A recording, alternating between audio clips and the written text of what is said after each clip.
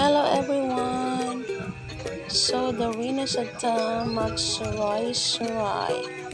So, mangkay ta guys, kay barato ra ang ilang ukay-ukay.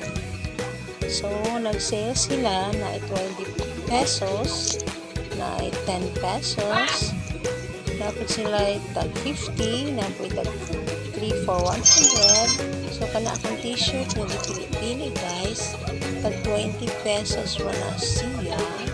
So, nice pa kay guys. Kay marag bago pa nilang i-aplihan. So, bago pa rin siya. Dito ka magmahay silang 20 pesos. Kay bago pa dito siya. So, pera lang.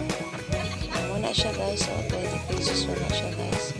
So, nice pa kaila ang mga pang sale. Kay bago pa siya na product.